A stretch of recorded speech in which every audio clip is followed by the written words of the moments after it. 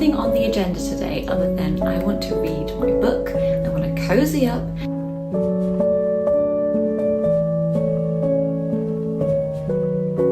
First, I'd love to share with you some of the books that I've been reading.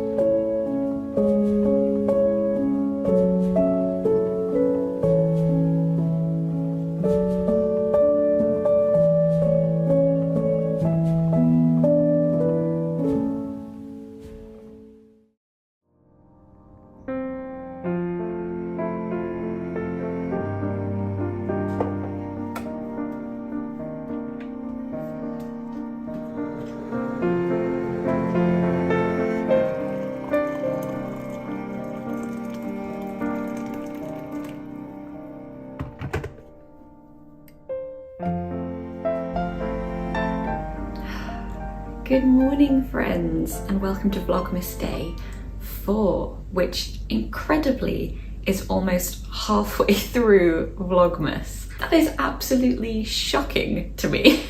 I've just made myself a spiced orange tea, which is much too hot to be drinking straight away, unfortunately. It is one of my most favourite and most delicious teas, and I love having it at this time of year in particular. With it being, as I said, almost halfway through Vlogmas, I can't believe that it's taken me this long to talk about books. So as I have the day off, as you can probably tell by my rather fetching pyjamas, I have nothing on the agenda today other than I want to read my book, I want to cozy up. I have such a hankering to just read in bed in a super cozy atmosphere. So that is what I would like to do a little bit later on. But first, I'd love to share with you some of the books that I've been reading. Now, granted, the books I'm talking about today aren't specifically holiday book recommendations, although I do have a few of those towards the end. But they are books that I've been really loving and enjoying for the past couple of months now.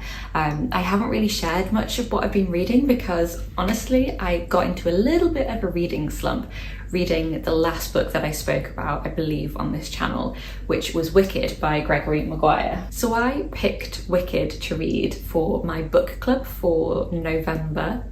Was it November or was it October? I think it was even October.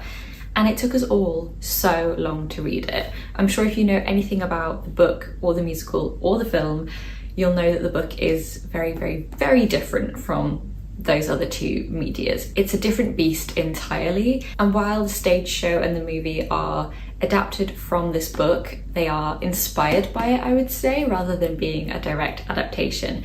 This book is absolutely not suitable for children. I'm sure that has also been circulating on the internet as well.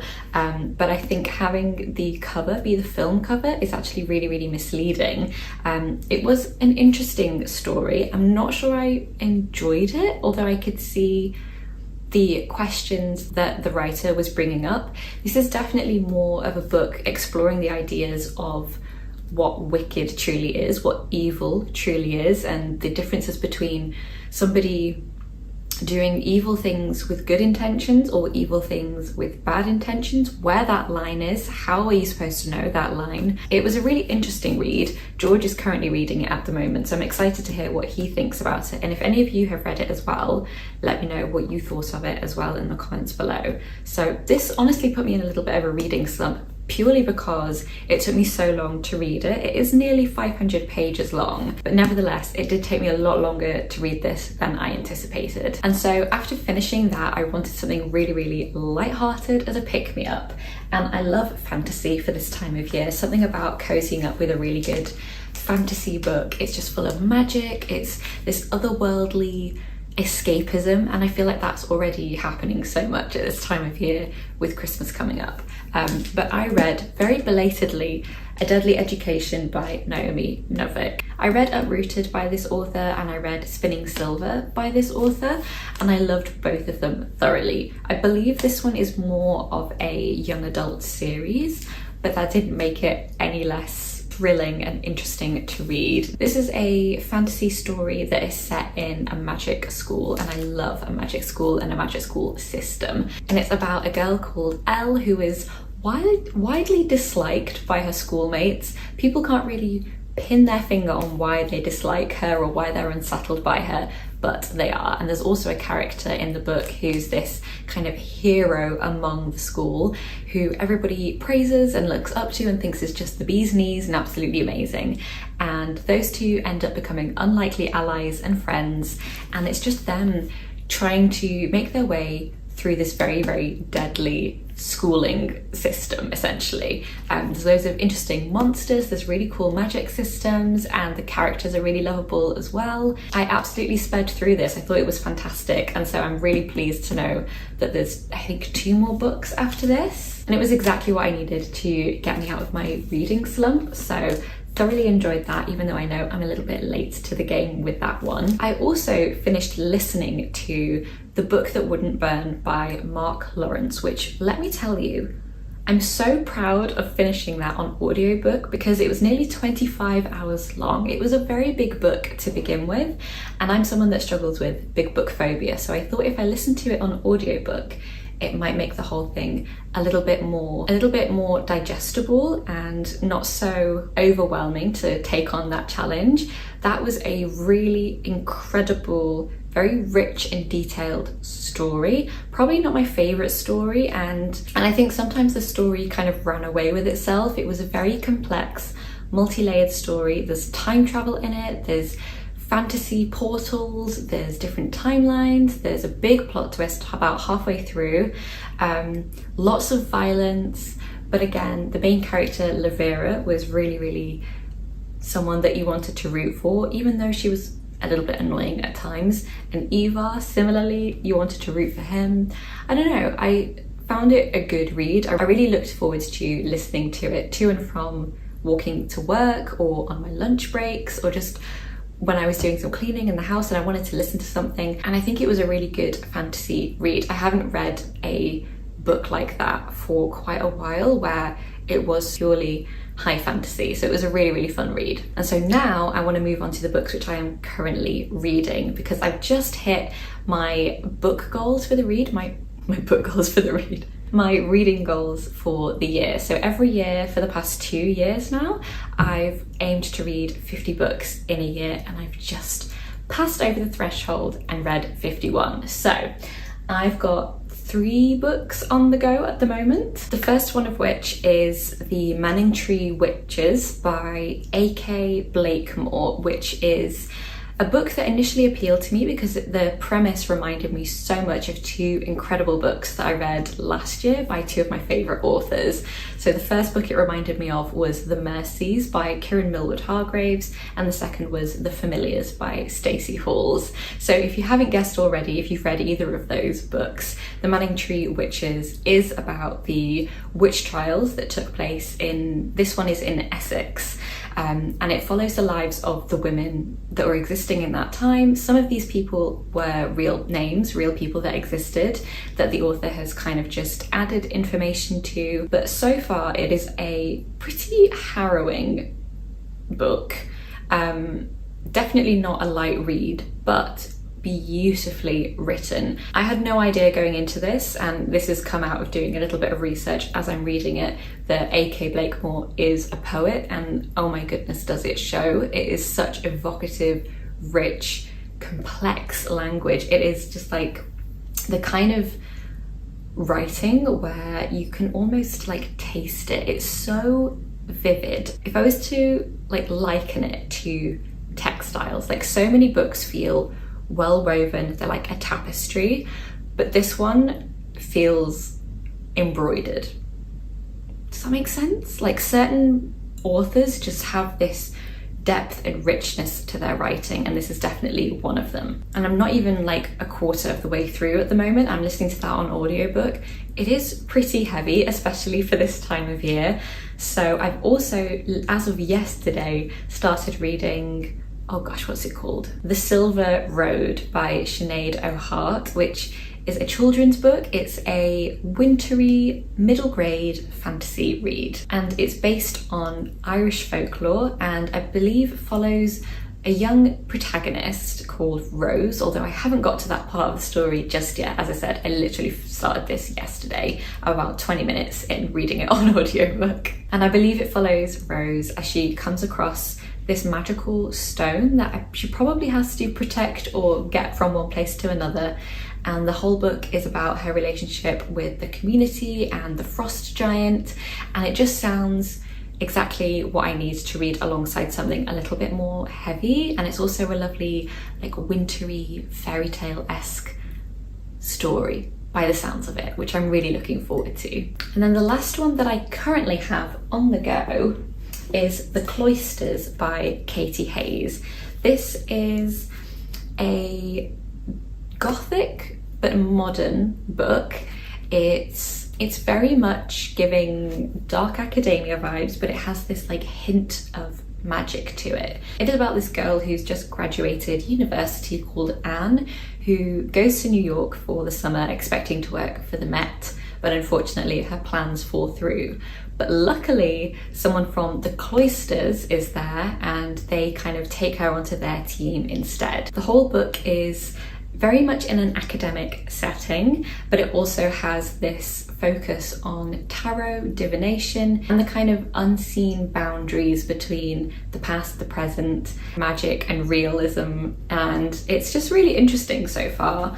I'm 120 pages in and I'm really, really loving it so far. The blurb on the back says, because I haven't got to this bit yet, that as she's kind of discussing papers and getting to know her curators that she's working with more and more, she discovers a mysterious, once believed lost deck of 15th century Italian tarot cards and finds herself playing a dangerous game of toxic friendship and unbridled ambition. So as you can see, the books I'm reading at the moment, whilst they are good and atmospheric, there aren't very many Christmassy, wintry, festive books on the list at the moment. I am planning to go to the library tomorrow to exchange some of the books, and I'm hoping that I might come across a really fun, wintry, Christmassy read. I'm especially hoping for like a heartwarming, maybe romance-focused read. So if you have any Christmassy reading recommendations in that kind of cozy category, please let me know them in the comments below, because I'd love to read something really, really cozy as we get even closer to Christmas. That's what I want to be reading on Christmas Eve, you know what I mean? Talking about books for this long is making me so excited to sit down in a little bit and just read. I can't wait to do that. And I'm going to do a little, probably only about 10 minutes, but a little read with me at the end of this video if you would like to join. So maybe pause now and make yourself a warm cup of tea whilst I just talk through a couple more books, and then it'll be the perfect drinking temperature for us to enjoy together very soon with our books. So moving on to some books that I've either previously read at Christmas time or I'm planning to read. I've got one that I'm planning to read here. I thought I'd quickly go over some books that I can recommend. Most of them you probably have already read or you've heard of, but these are the ones that I like to go back to year after year. So the first one I've actually already mentioned because it's by the same author, but Spinning Silver by Naomi Novik.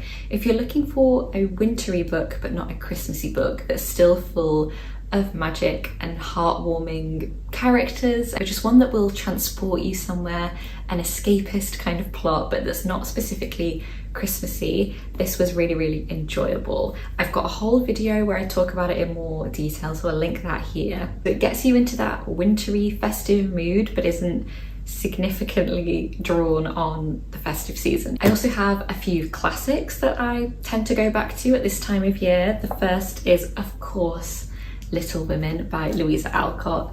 I've been meaning to redesign this cover for a while because I truly think that this cover is horrible, but the words inside make up for it, because this is just one of the sweetest, most heartfelt classic books ever. And something about it, I don't know whether it's the family element to it or kind of coming together. There are obviously scenes at Christmas time, but this always makes me think of Christmas, like so many other people. So Little Women, of course, had to be on the list. I don't have a copy of this one here, but there is one at my parents' house, and that is A Christmas Carol by Charles Dickens. Need I say more? It's always going to be good. It's a classic for a reason, although to be completely transparent, I do think that The Muppets Christmas Carol rivals it very closely. And then very quickly, a book that I would love to get around to reading in the next couple of weeks is a new book by Susanna Clarke, who wrote Piranesi and Jonathan Strange and Mr. Norrell. This is obviously a very different type of book. Those two were worlds apart, but incredible books, both of them. She has a real wit to her work, and I just really appreciate her as an author. And George and I were actually lucky enough to go to a talk in, I want to say October, but it could have been September. It was during the Manchester Literary Festival, and she was talking about this book, and so we bought a copy, and I've been waiting for it to be nearer to midwinter before I read The Wood at Midwinter by Susanna Clarke. One of the reasons I've waited to read it is because the first lines are these. It was winter, just a few days before Christmas. A few flakes of snow fell on the quiet fields. Along the lane that led to the wood came a carriage driven by a young woman. Her name was Isolde Scott, and her sister Miraldis sat at her side. I mean, does that not sound like the beginning of just the most magical Christmassy story? I just can't wait to read this. And I think that the illustrations are stunning. The illustrations are by Victoria Sorden. I love it. And I especially love when books are illustrated that are not specifically for children. I would love more books to be illustrated. I just think they're so beautiful. So anyway, I think I've done enough rambling about books for now. My tea is perfect drinking temperature. I hope yours is too. I am well and ready to go and snuggle up in bed and read for a few minutes. The only thing I have going on later today is going to see Wicked, the film, with George. So really a jam-packed day, but I'm really excited to cozy up for a little bit and get to reading. There's something about cozying up with a good book with ambient lighting and a cozy candle and lots of blankets and a delicious heartwarming cup of tea that is just unbeatable, especially around this time of year. And I want to encourage you to take those moments for yourself, to invest in something that you really enjoy, that you find really fulfilling and replenishing, specifically during this festive season. I feel like because I've been doing Vlogmas, I've had just a little bit less me time than I ordinarily would have. Obviously working my normal day job and then doing twice the amount of videos a week, which, don't get me wrong, I'm absolutely loving, and it brings me such joy to be able to share that with all of you. I also want to say very quickly, as I'm on the subject, thank you so much for all of your incredible comments and well wishes and Christmas cheer that you're spreading in the comments with each other and with me. It is just so heartwarming and lovely to see, and it really is what Christmas is all about. So thank you so much for your reception of my Vlogmas. I wasn't entirely sure how well it would go, but I'm really glad that you're enjoying it. But anyway, reverting back to what I was originally saying, I think it's so important in the hustle and the bustle in this season where we are kind of existing for other people in a small way. We are trying to make this season incredible for everybody around us. And as much as I say this season is about the people in your life, it's also about making sure that you are able to be there for those people in your life by nourishing your heart and your soul and your body with what you need. So if what you need right now is to do some laundry, go and do some laundry. If it's to cozy up in bed for 25 minutes and read a book, you can do that. It might be going to meet up with friends for a drink and to go and look at some Christmas lights.